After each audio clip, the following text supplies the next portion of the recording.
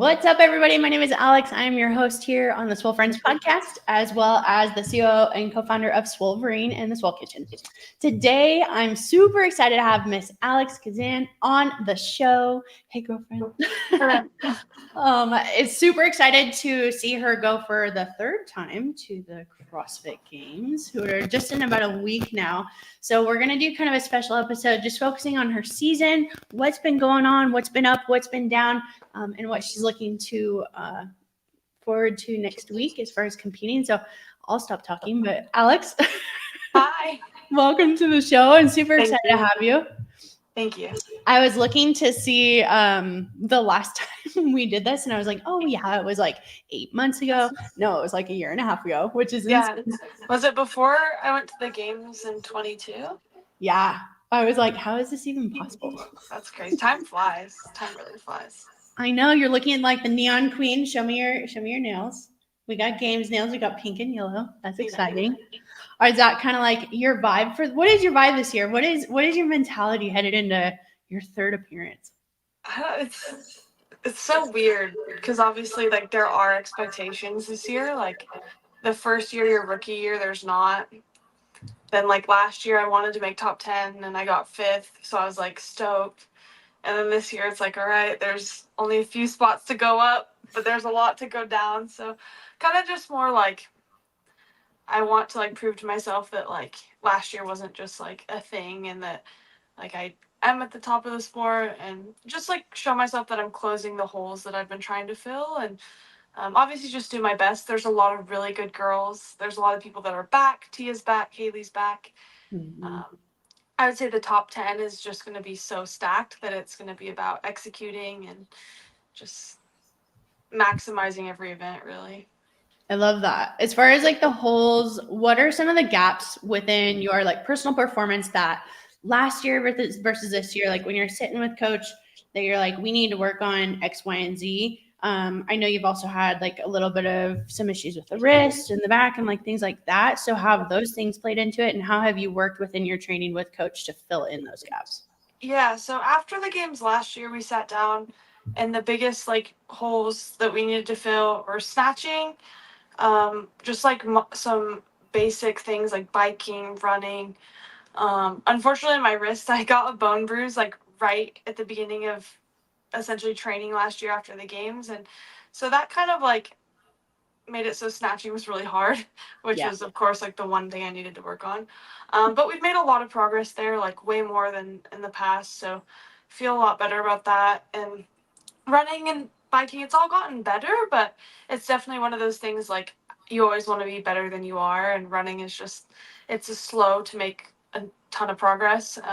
But I definitely feel better. I feel more comfortable understanding my body and understanding paces. And Chris has helped me a lot with that. So that's all been good. I've definitely had like a more hiccupy season than I have in the past. Like I got sick a couple times, a lot more little tweaks and things than normal and more life stress. So definitely a lot more ups and downs, but also a lot of learning that came from it. So not all bad. Yeah. So you mentioned Chris. Tell us a little bit more about some of the other tools and resources that you've built into this season. Yeah. So with Chris, one of the huge things I think, or like one of my biggest takeaways, is just like understanding different thresholds in my pacing with all the machines. So like understanding my heart rate and understanding like where you can push and how long you can push before it's like unsustainable, or like when to kick so it is like you can kick. And I'm really excited about that because I feel like it's tangible, right? Like because you can't outwill your potential. Like you can grind really hard, but like if I don't have the capacity to run a 4-minute mile, I can't just go out there and be like, I'm going to run a 4-minute mile, like you have to maximize what you physically are capable of doing. And just kind of understanding that's really helpful. Yeah. And I think setting proper expectations for yourself, right? Like I really like that quote, you can't outwill your potential. How do you feel like you have set expectations for, you don't have to give us the total secret scoop, but how do you feel like taking that understanding and that practical that application of that saying throughout your training season, and how are you going to forward into the CrossFit Games? Yeah, it's obviously a lot easier said than done. It's really easy to accept where you're at, like on paper, but then obviously if the games are in competition, you're like, shit, like I want to win and I don't want to get 15th. I want to be in the top 10 or whatever it is. But I think at the end of the day, if you know you gave it your all, like it's easier to swallow where you end up, good or bad.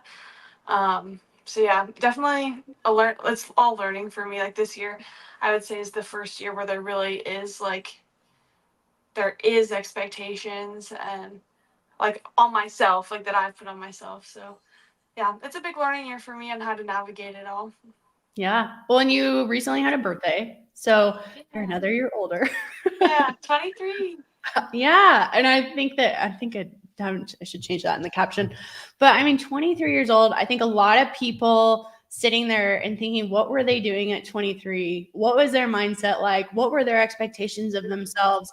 You know, and it's really a unique thing to watch you grow through what you go through, right? And as far as considering yourself, I mean, you're a professional athlete, you're a full-time athlete, like you've been living this life for a few years now. I mean, do you feel like what's kind of changed with your attitude and perspective of yourself, the life you live? How are you handling the stressors or the having fun with that kind of adaptation?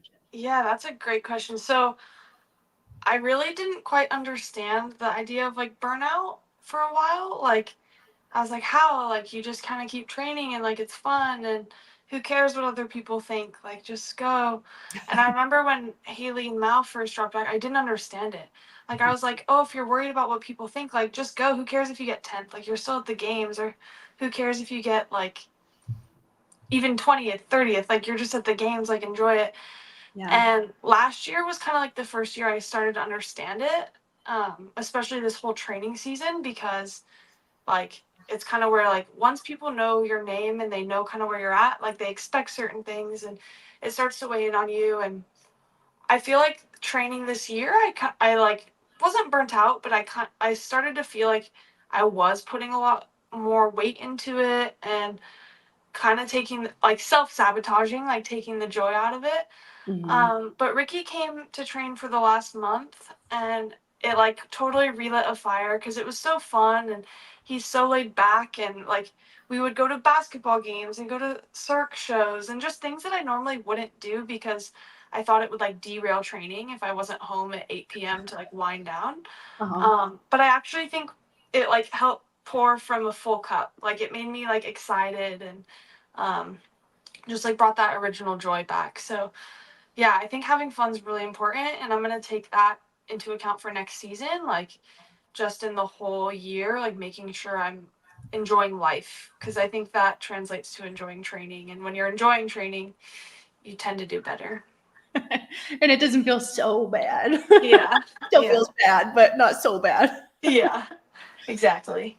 Well, and it's good to have kind of that just a perspective, you know, like I can relate in my own weird little way because I don't work with anyone. You know what I mean? Like sometimes Yeah. there's like 5 days and not see a single person. And I'm like, hey, Yeah, I need to go see, you know, do other things or see how other people live. And it's kind of the same thing for you where, you know, you don't need to lose what you have to appreciate it, but sometimes there is that I need to take a few steps back and realize what do I do and have that like appreciation and like respect for yourself. yeah, and just like obviously, like there is more. I guess it's a double. Like there's two sides to it because you can't really say there's no pressure and it doesn't matter because at this point like there are sponsors that care and like there's certain people that sponsor you just because of your placing, you know, and like so that stuff all does matter. But I think at the end of the day, like reminding myself like I was really happy before I was ever a professional athlete, and this all is just like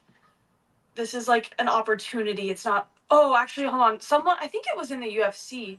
It might have been Dana White, but he said fighting is not a career, it's an opportunity. And that hits home so hard because he was like, you're one mistake or one injury away from it being over. And so you have to take each thing as an opportunity. And that really, I loved that a lot. Like, I feel like that put things into perspective for me.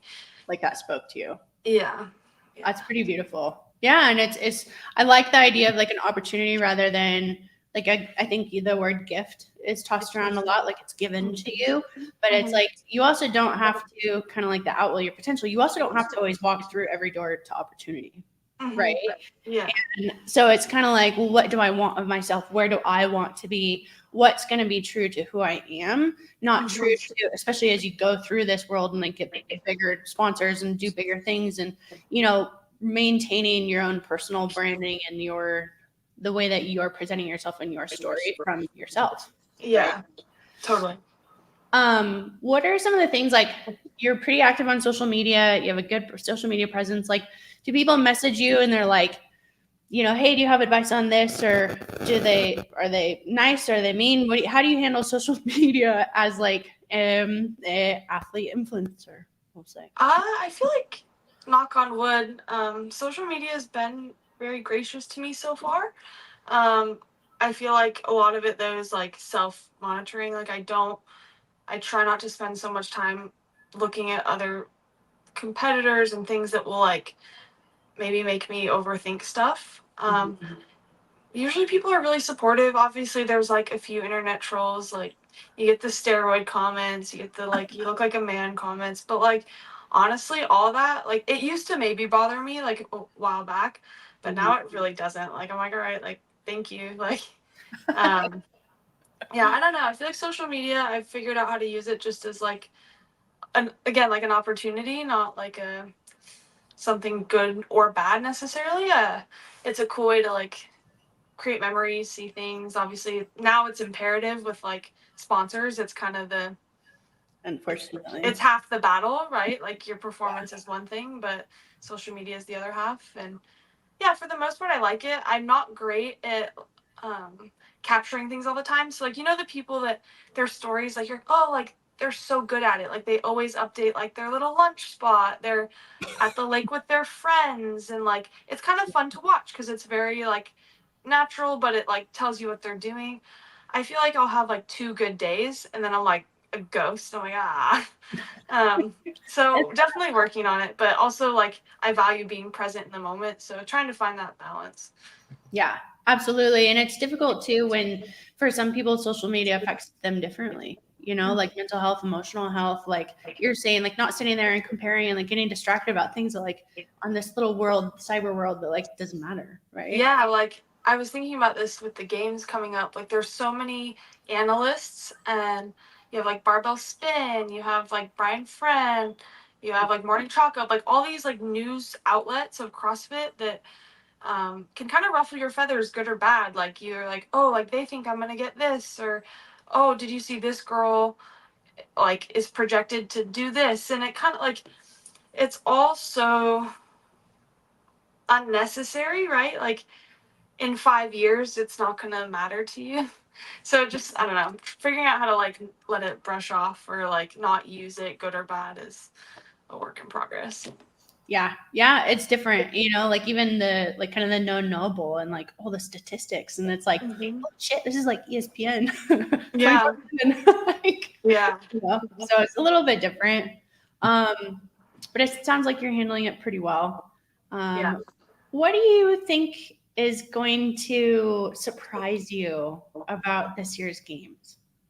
I feel like this is gonna be like a rookie year almost all over again. Like obviously I have the experience and like I'm not a rookie, but I think we're all in a new place. So there's no familiarity with the venue, with the flow.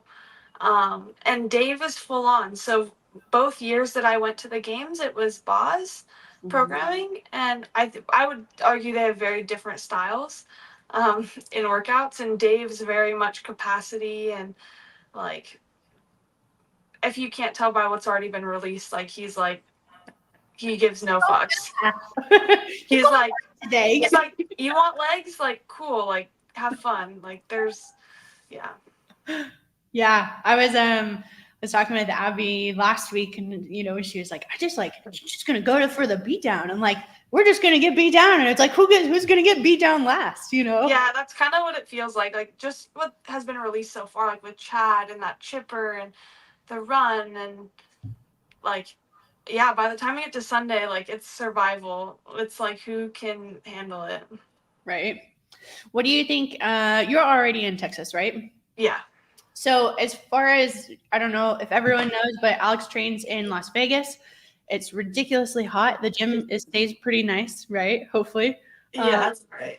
But if you still got to go outside, you still got to go outside. So how do you feel like your training in Vegas is going to impact positively with the weather and the environment in Texas? I am used to heat, so that's a plus. Like I can regulate myself in it. It is a lot more humid here, which is different. So I would say like Vegas, it gets hot and you sweat and it kind of cools you down, but you're still hot. The humidity, I'd say it like boils you. Like Vegas melts you. The humidity boils you. So it's a little different. We like ran on the track yesterday and I got pretty hot, but I think we're only gonna have like a couple events outside, so just managing those, and I think the rest are inside. Are you gonna be anywhere in particular so far, like doing any like out in the crowd where anyone can come and say hey, or is that stuff not out yet? Or I don't know yet.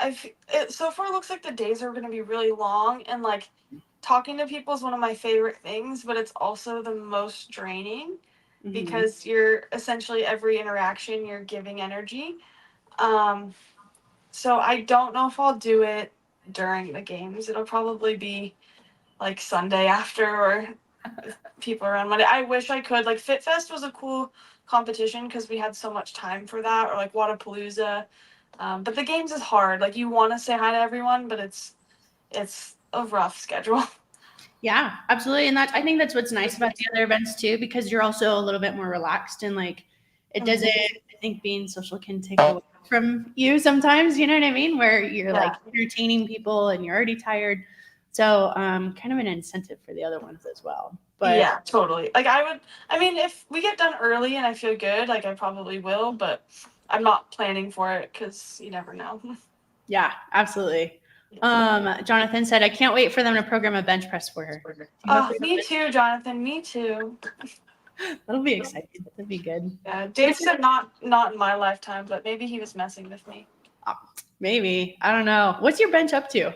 I haven't done it in a long time, but last year, my PR was 270. Cool. Yeah. That's a big one in case anyone doesn't know. Let that sit in for a second.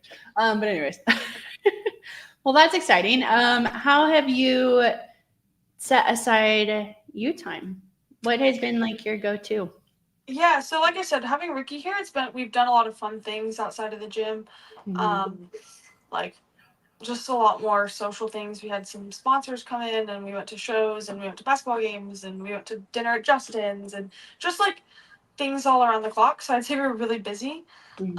Jake came on a few weekends and spent some Sundays with me, and that's always really special. But outside of training and like friends, like I'm pretty simple. I love to read. So I read a lot. Yeah, I don't do a lot of time though. I mean, Huh? in general, you said you don't even have a lot of time though. Yeah, so like reading, and we play games, so just things like that. What's a typical day of training, just so people kind of understand like how your day is structured? Yeah, usually like so when Ricky was here, wake up, we'd eat a little breakfast, go to the gym for session 1, and essentially training usually has 5 pieces. So like a cardio, like a monostructural piece, lifting, skill, metcon, and accessory. So we would look at the day and try to pick 2 or 3 portions to do in the first session, go home, chill, and then do the last 2. So it might look like strength, skill, conditioning, and then come back and do metcon and accessory, or any combination of that. Usually like a 3-hour session and then like a 1.5 or 2-hour session. Cool. What is your eating like?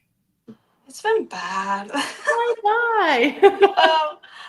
I just feel like I haven't had a great appetite. At least now, like I was doing good, like eating a lot of food during training, But like lately I just haven't had a huge appetite. So like I'll eat a bit and then I get full. But it can't be that bad because I'm a big girl right now. I weigh 165. Let's go. Yeah, I like weighed myself the other week and I was like, damn. Because I feel like I've been 155 for like forever. Yeah. I'm probably like more close to like 160, like actually, because I weighed myself in the middle of the day and like around my period. But yeah, I'm a thick girl right now, so hopefully it'll be chaos. That's awesome. And you're like 5'6"? Yeah, I'm 5'6". Okay, cool. So puts that in perspective a little bit. Yeah. How do you train around your cycle? If you don't mind me asking, if you don't want to talk about it, you don't have to. Oh no, I'll totally talk about it. So we never did. Like it was never something I even considered to implement. Because I never wanted it to be an excuse. Like, because if you totally give in to like the way you feel every day, you're not gonna train at all, right? Probably Like, gonna show up. No, I'm just kidding. yeah. And your period's like a lot of time every month, or like the lead up, the build up. But this year I had like some stressful life circumstances, and I actually ended up getting injured twice in my back. Both times the common denominator was like a week to 10 days before my period, like roughly in that phase. Yeah. And so I also like realized I was getting really emotional in that week. And I think that stress is kind of what led to those back injuries.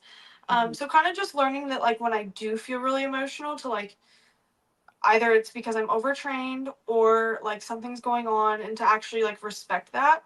And it's hard. It's like hard to like be like, oh, am I just being lazy or like do I really need to take the day off? And I'm still learning that line, but it's something I'm a lot more aware of, at least like timing wise. So I'm like, okay, I feel this way. It's lining up close to my period. Like maybe I just do conditioning and not lift as heavy today, or like just trying to figure out ways to navigate it. But yeah, definitely like more aware of it this season than in the past. Is that something that's been more of a conversation? And this is a question out of the comments. Does Coach Justin take that into consideration, or is that more Chris? Or how have you, like, is that a hard conversation to initiate? Like, let's say someone else has a coach and they're like, want to kind of talk about these things. How do you talk about that? Yeah, it's really hard. And I think the biggest thing is like I said, you don't want it to be an excuse, and you don't want to like seem like you're making an excuse, and you don't want it to be like every time your period rolls around, you're like, oh, I can't do it because I'm on my period. Like that just doesn't like no one wants that. And so I think it was more of like when I was getting hurt, we were trying to find these like common denominators, and then also just like maybe being more aware of like why I felt certain ways. So like for me, I just get really sad before my period. It sucks. Like I get like, especially if I'm really and training's hard. So if you are already like overstimulated and tired, like I would just kind of cry. Like I would work out and just cry while I'm working out. And I think like Justin was a little like, what's going on? But we've kind of like navigated. Yeah. Yeah, we've been learning to navigate it. And I work with another coach, Brett. He's a mindset coach. And I think like between the three of us, like we're all learning how to like navigate feelings versus facts versus like how do we do all of this. And it's definitely a learning experience. And like I really respect Justin, and so it's like hard for me to like, hey, can I change this? But like also learning like, hey, like only I really know how I feel, and like I have to trust that they trust me, and like I can make those calls. Yeah. And I think there's a big level of like trust and honesty that has to be established, especially when we work with male counterparts, right? Mm-hmm. Like Yeah. where it's like, really, I'm not trying to bitch out on this. Like, Yeah. I'm not okay inside. Yeah. Yeah. And just yeah, it's like sometimes like this last time I felt like pretty fine. I had like one day where I maybe felt like quiet or tired, but overall my body felt fine and I didn't need to back off. Whereas like the month before, like I was like, okay, like I need a day, like I need something because I just don't feel right. So yeah, I think it's just really trying to be aware, but also not making anything worse than it is. Yeah. Yeah. I think that makes total sense. Yeah. My mom wanted me to ask you, what kind of dog do you have? Oh yeah, so Luna, she's a mutt from the pound. She's like mastiff, something. She's Yeah. she's a mixed girl. And then Shadow, we think he's a Dutch Shepherd. Jake found him. And he looks very much like Wolf German Shepherd, but like a little bit. He's not super big. Like he's big, but he's not like thick. So like we're thinking Dutch Shepherd. Um, yeah, they're both great. I miss them already. I know. I bet they miss you too. They're like, Mom. Yeah, Luna yeah, is hilarious because I was telling her about it earlier, and I was like, "Yeah, she's got this dog, and it flops around everywhere." And yeah. like, Luna's funny. Like I've never had a girl dog before, and mhm. they definitely have personality. That's for sure. Right? She's It's like sassy. so different. Yeah. Yeah, she like sits on you like on your foot and she'll just like look at you. She's funny. Like I feel like she's judging me. Or like at night, I have to have her wear a bark collar because she barks in the morning. Mm. And so she'll always give me a kiss. Like she always like will lick my face or whatever. And at night when I come out to put the bark collar on her, she will not give me a kiss. Like she turns away from me and she's pissed. It's like it breaks my heart. It's kind of funny though. It's like a little kid. No, mother, I Yeah. will not get in the bath. Yeah. Yeah. Exactly. Yeah. Are you going to bring your eye cover to Texas? Did you bring it for your sleep time so that you aren't woken up by the light in your Airbnb? I did. I did. Sleep masks are great. That was a whole thing in where was that? Florida? Oh yeah, yeah, yeah. I think I wore like a pair of boxer shorts on my face in Florida. Well, it helps a lot, right? It does. It does. Yeah. Is Yeah. there anything? Go ahead. Oh no, I was just agreeing with you. I guess real quick on Brett, what's been the benefit of having a mindset coach and how has that helped you develop as an athlete and a human?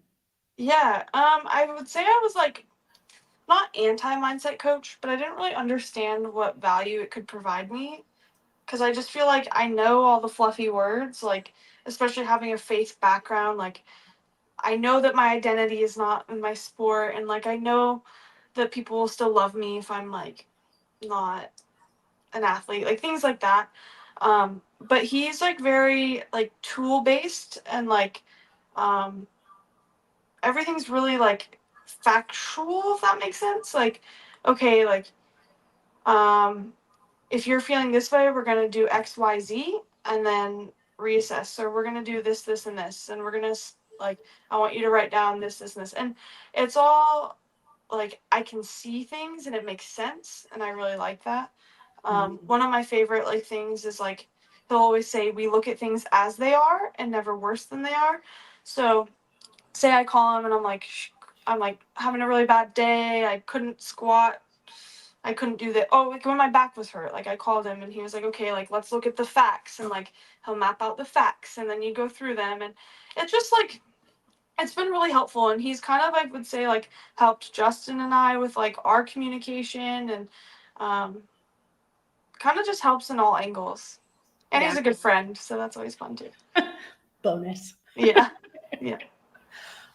So you are what supplements are you taking throughout training? What does that look like through a games weekend for people who have never competed at such a high level?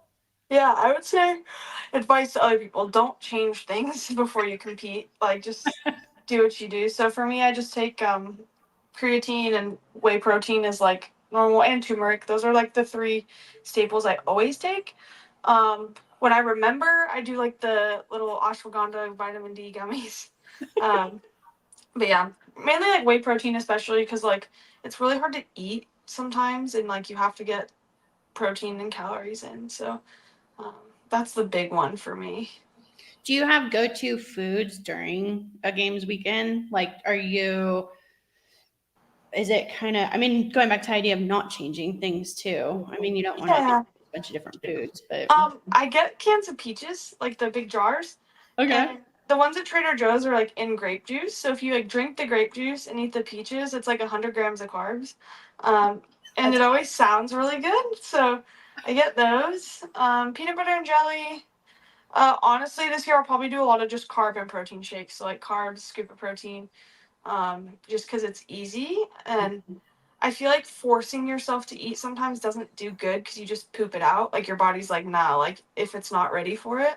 Yeah. Your nervous system's like, psych. What's going on? Yeah, exactly. So I'm really just learning like kind of the balance of force feeding, but also like making sure things are like worth it, you know? Mm-hmm. Yeah, powdered Gatorade is great. If you mix like powdered Gatorade with vanilla protein, delicious. Yeah. Ooh, do you do the orange one? The orange Gatorade? Yeah. Oh, you could. It'd be like a dreamsicle. Mm-hmm. But I kind of like the fruit punch and vanilla. Like I like that combo. Ooh, okay. How about the Snickers? Do you have the Snickers too? Do you have like a guilty indulgence? Like you a sweets person? I do like. I like sweets. Snickers never have really done it for me. Mm-hmm. I think it's the peanuts. I don't like crunchy peanuts in my chocolate. I'm not a big guy. Yeah, I like ice cream. I like baked goods, like brownies, cookies. I love Rice Krispie treats. Yeah. Yeah, I don't know. It's like really weird because when you force feed all the time, like it's not as exciting to like indulge. Mm-hmm. But yeah. Well, it has been amazing chatting with you. I know you have a very busy schedule. I know you have to get your phone fixed because Rick broke it. I know. I wish I guess I could show you in the mirror what it looks like. I have to look up. If I wasn't making eye contact with you, this is why. Let me show you in the mirror. There's like purple lines going through it. Oh my gosh. I'm surprised it still works, honestly. Let me go to the bathroom. Me too. We were texting and I was like, oh my gosh, look at it. So Big Rick. it was so funny too because he was like, he did it and then he's like, was it already like that? And I was like, no. No, I could see my phone. It was all right. Oh, it's so funny. Yeah, it was funny. That's awesome. I know we were texting and she was like, can't text. And then it was like voice text. And then it was like, so my phone's broken. And I'm like, oh no. Yeah, but we made it work. It's all good. Awesome. Oh my gosh. What are gosh. you doing the rest of the day? What am I doing the rest of the day? I'm going to continue working. I'm going to mop the floor in here. I'm going to, I got to go to the grocery store. Typical Sunday things. But what are you doing the rest of the day? It's 5:30 here, so I'm gonna probably eat some food and just chill. Nothing crazy. Cool. When those things like kind of ramp up, do you have rest day the next couple of days, or are you training? Today's a rest day. Light training tomorrow, and Wednesday. Oh my! Wait, what's today? Sunday. Light training tomorrow and Tuesday. Rest Wednesday, and then. No panicking on the podcast, okay? I'm about to panic. It's gonna be okay, Brett. Brett, are you listening? Yeah. Help! Send help. No, it'll be so good. Oh my gosh, we're so excited for you. Rooting for you every step of the way. Anybody who's listening or watching, please go send her well wishes, comment on her stuff that she doesn't post. No, I'm just kidding. Send her well wishes, slide it in the DMs, tell her good job after every event. All those things go a long way. Her handle for our audio listeners is AlexGazan _ for our Swole Friends subscribers or watchers, make sure to subscribe to the YouTube as well as, Apple Podcasts and Spotify. Al, is there anything else you want to tell anyone, or you got some beef to share? Or No. Thank you guys for supporting me, and I will do my best to make you proud. Cool. Alrighty. Well, we will talk to you next time, and thanks to everyone for watching. Thanks, Alex.